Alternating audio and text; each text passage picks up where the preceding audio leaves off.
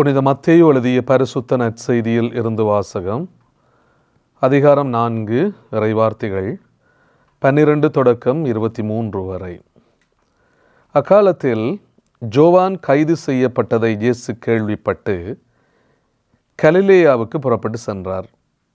அவர் நாசரேத்தை விட்டு அகன்று செபுலோன், நப்தலி ஆகிய இடங்களின் எல்லையில் கடலோரமாய் அமைந்திருந்த கப்பர்நகூமுக்கு சென்று குடியிருந்தார். இறைவாக்கினர் எசாயா உரைத்த பின்வரும் வாக்கு இவ்வாறு நிறைவேறியது. செபுலோன் நாடே, நப்தலி நாடே, பெரும் கடல் வழி பகுதியே, ஜோர்தானுக்கு அப்பால் உள்ள நிலப்பரப்பே, பிற இனத்தவர் வாழும் கலிலேய பகுதியே, கார் இருளில் இருந்த மக்கள் பேரொளியை கண்டார்கள். சாவின் நிழல் சூழ்ந்துள்ள நாட்டில் குடியிருப்போர் மேல் சுடரொளி உதித்துள்ளது. அது முதல் இயேசு மனம் மாறுங்கள், ஏனெனில் விண்ணரசு நெருங்கி வந்து விட்டது என பறைசாற்றத் தொடங்கினார். இயேசு கலிலேய கடலோரமாய் நடக்கும்போது சகோதரர் இருவரை கண்டார். ஒருவர் பேதுரு எனப்படும் சீமோன், மற்றவர் அவர் சகோதரரான அந்திரேயா.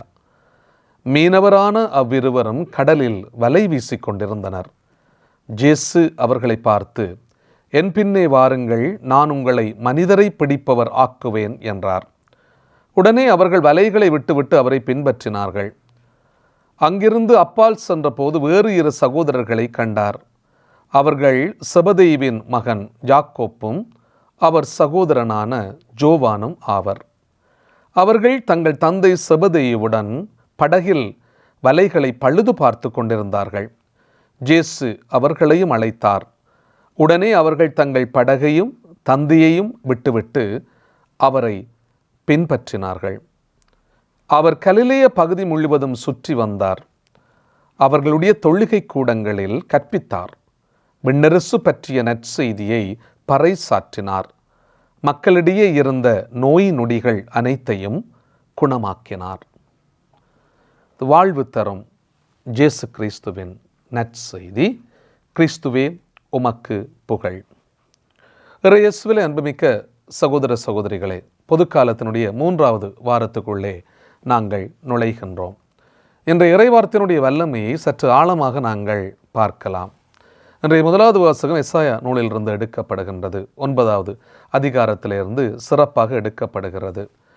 அங்கே காரிருளிலே நடந்து வந்த மக்கள் பேரொளியை கண்டார்கள். இது ஆண்டவர் இயேசுவினுடைய உன்னதமான வருகையினுடைய மேன்மையை பற்றி எங்களுக்கு அழகாக சொல்லுகின்ற ஒரு இறைவார்த்தையாக இருக்கிறது. குறிப்பாக கிறிஸ்துவினுடைய பிறப்பிலே நாங்கள் இந்த இறைவார்த்தையை மீண்டும் மீண்டும் வாசிப்போம். கார் இருளிலே நடந்து வந்த மக்கள் பேரொளியை கண்டார்கள். சாவின் நிழல் சூழ்ந்துள்ள நாட்டில் குடியிருப்போர் மேல் ஒளி உதித்து சுடர் வீசியது என்கின்ற வார்த்தைகள் மிகவும் உன்னதமான வார்த்தைகளாக எங்களுக்கு தரப்படுகிறது. அதே எசாயா புத்தகம் 9ஆம் அதிகாரத்திலே இருந்த அந்த இறைவார்த்தையினுடைய வல்லமையை இயேசு இந்த மத்தேயு நற்செய்தி 4ஆம் அதிகாரத்திலே அவர் மீண்டும் ஒரு ஞாபகப்படுத்துகின்றார்.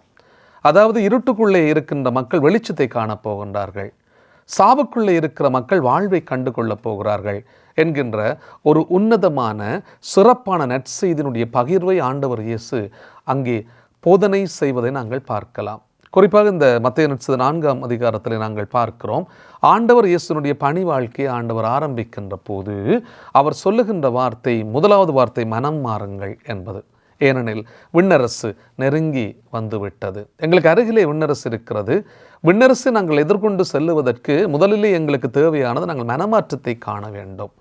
நாங்கள் மனமாற்றத்தை அனுபவிக்கின்ற போது மாத்திரம்தான் விண்ணரசின் பிள்ளைகளாக எங்களை நாங்கள் உருமாற்றிக் கொள்ள முடியும் என்பதை ஆண்டவர் இயேசு தெளிவாக சொல்லுகிறார். இதே பகுதியை நாங்கள் மாற்கு நற்செய்தி 1ஆம் அதிகாரம் 15வது வாக்கியத்திலையும் பார்க்கலாம். ஆண்டவர் சொல்வார், காலம் நிறைவேறிவிட்டது, கடவுளினுடைய அரசு நெருங்கி வந்து விட்டது, மனம் திரும்பி நற்செய்தியை நம்புங்கள் என்கின்ற ஒரு அழைப்பை சொல்லுவார்.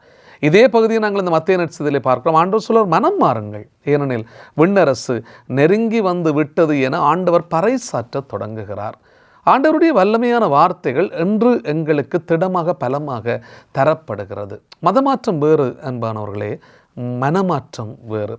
பொதுவாக இந்த கிறிஸ்தவர்களை பார்த்து பலரும் சொல்லுகின்ற ஒரு விடயம், அவர்கள் மதம் மாற்றம் செய்கிறார்கள். மற்ற மதங்களை சேர்ந்தவர்களுடைய வீடுகளுக்கு அவர்கள் போகிறார்கள். அவர்கள் போய் மற்ற மனிதர்களை மதம் மாற்றம் செய்கிறார்கள் என்கின்ற குற்றச்சாட்டு பல நாடுகளிலே இருக்கிறது. எங்களுடைய நாட்டிலே கூட நாங்கள் பார்க்க முடியும். அவர்கள் குற்றம் சாட்டுவார்கள். இந்த கிறிஸ்தவர்கள் எங்களுடைய வீடுகளுக்கு வருகின்றார்கள், அவர்கள் மதத்தை மாற்ற வேண்டும் என்று விரும்புகிறார்கள், இந்த மதத்திலிருந்து எங்களுடைய மதத்துக்கு வாருங்கள் என்று கேட்கிறார்கள் என்று சொல்லுவார்கள். இது பிழையான ஒரு விடயம், இது ஒரு தப்பான விடயம். நாங்கள் மதம் மாற்றம் செய்பவர்கள் அல்ல, மாறாக நாங்கள் மனம் மாற்றத்திற்காக ஒரு அழைப்பை தருபவர்கள். அதுதான் இயேசுவினுடைய வாழ்க்கையில் அவர் செய்த மிக முக்கியமான ஒரு விடயம். மனம் மாறுங்கள், ஏனெனில் விண்ணரசு நெருங்கி வந்து விட்டது. மதம் மாறுங்கள் அப்படின்னு சொல்லுவது, இயேசு தன்னை பின்பற்றுவதற்காகத்தான் எங்களை அழைத்தாரே தவிர வேறு எதற்காகவும் ஆண்டவர் எங்களை அழைக்கவில்லை. தன்னுடைய வாழ்க்கையை மக்கள் பின்பற்ற வேண்டும் என்றும் அந்த உன்னதமான இயேசுவினுடைய விழுமியங்களை எங்களுடைய வாழ்க்கையிலே நாங்கள் செயல்படுத்த வேண்டும் என்பதைத்தான் ஆண்டவர் விரும்புகிறாரோ தவிர நாங்கள் மதம் மாற்றம் பெற்றவர்களாக இருப்பதற்காக அல்ல. அன்பானவர்களே, ஆகவே நான் மனம் மாறுகிறேனா? விண்ணரசை நான் அனுபவித்துக் கொள்வதற்கு எனக்கு தேவையானது முதலாவது நான் மனத்தை மாற்றிக்கொள்ள வேண்டும். எத்தனையோ விதமான பிரச்சனைகளோடு நாங்கள் சென்று கொண்டு இருக்கிறோம். எத்தனையோ விதமான எண்ணக்கருக்கள் எங்களுக்குள்ளே இருக்கிறது. துன்பங்கள், கஷ்டங்கள், வேதனைகள் எங்களுக்குள்ளே இருக்கின்றன. பல வகையான பாவங்களை நாங்கள் சுமந்து கொண்டு இருக்கிறோம். இந்த பாவ கொடுக்குகளில் இருந்து என்னை நான் மாற்றி புதிய படைப்பாக, ஒரு புதிய மனுஷியாக நான் உருமாற்றம் பெற்று நான் ஆண்டவருக்குள்ளே வாழ வேண்டும் என்கின்ற ஒரு உன்னதமான விடயத்தை தான் ஆண்டவர் இயேசு எங்களுக்கு இன்று சொல்லுகின்றார். அடுத்த விடயமாக ஆண்டவர் இயேசு அழைக்கிற போது அன்பானவர்களே, இந்த 4 பேரும் அவர்கள் இயேசுவை பின்பற்றி செல்லுகின்றார்கள்.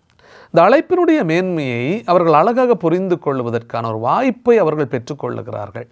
அவர்கள் கடலுக்கு போபவர்கள், மீன் பிடிப்பவர்கள், சாதாரணமான மீனவர்கள். அவருடைய வாழ்க்கையை நாங்கள் பார்க்கலாம். இன்றைக்கு நற்செய்தியிலே ஆண்டவர் இந்த மத்தேயு நற்செய்தி 4ஆம் அதிகாரத்திலே அவர்களை அழைக்கின்ற போது அவர்கள் ஆண்டவருக்கு பின்னே செல்லுகிறார்கள்.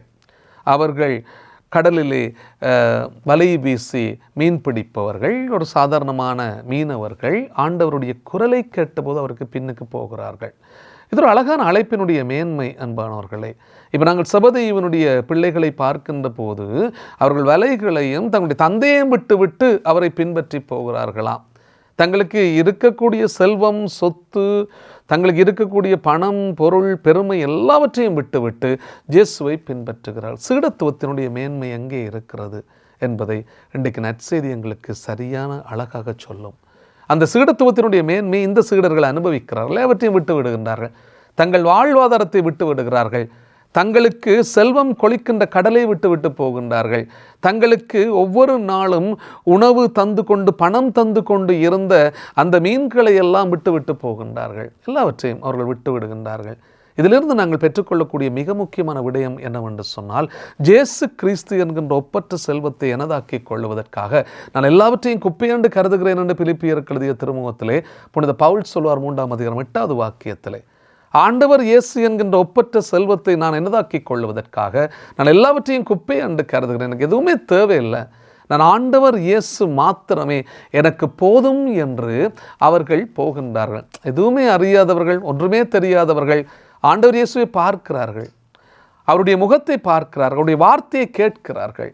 இந்த மனிதன், அவரை நாங்கள் பின்பற்றுகிற போது எனக்கு சிறப்பான வாழ்வு அமைந்துவிடும் என்கின்ற ஒரு நம்பிக்கையோடு போகிறார்கள். அவர்கள் போகிறார்கள், எல்லாவற்றையும் விட்டு போகிறார்கள். இந்த உலக சுகபோகங்கள் எல்லாவற்றையும் உதறி தள்ளிவிட்டு போகிறார்கள். இயேசுவை பின்பற்றுகின்றவர்கள் எப்படிப்பட்டவர்கள் என்பதை இன்றைக்கு நாங்கள் சிந்திக்க வேண்டும்.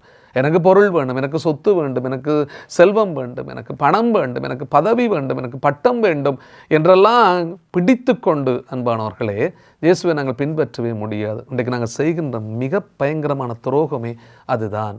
நாங்கள் எல்லாவற்றையும் வைத்திருக்க வேண்டும் என்று விரும்புகின்றோம்.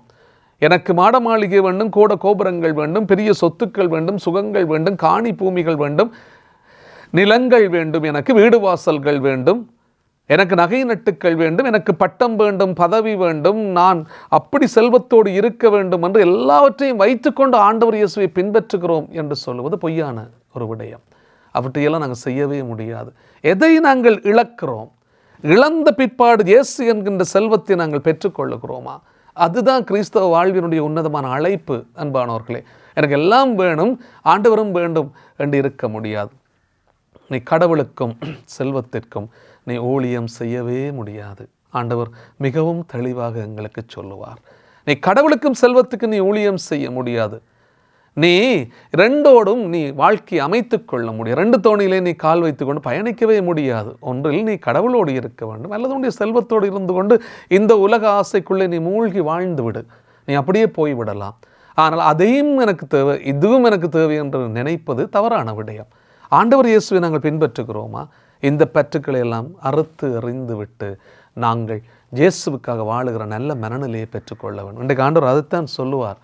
இந்த 4 பேரும் இயேசு என்கின்ற செல்வத்தை தமதாக்கி கொள்வதற்காக எல்லாவற்றையும் அவர்கள் உதறி தள்ளிவிட்டு ஆண்டவருக்கு பின்னே போகிறார்கள் என்பதைத்தான் நாங்கள் பார்க்கிறோம். அது தெளிவாக இன்றைக்கு நற்செய்தியிலே எங்களுக்கு தரப்படுகிறது. என் பின்னே வாருங்கள், நான் உங்களை மனிதரை பிடிப்பவன் ஆக்குவேன் என்கின்றார். உடனே அவர்கள் தங்களுடைய வலைகளை விட்டுவிட்டு அவரை பின்பற்றினார்கள் என்று பார்க்கின்றோம். அப்போ ஆண்டவர் இயேசுவை பின்பற்றுகின்றவர்கள் எப்படிப்பட்டவர்கள், எப்படிப்பட்ட மனநிலையோடு அவரை பின்பற்றினார்கள், எதையெல்லாம் அவர்கள் இழந்தார்கள்? தங்களுடைய வாழ்க்கையிலே இருந்த வாழ்வாதாரத்தை அவர்கள் இழந்தார்கள். தங்களுடைய வாழ்க்கையிலே தங்கள் நினைத்து கொண்ட சொத்துக்கள், செல்வங்களை அவர்கள் இழந்தார்கள்.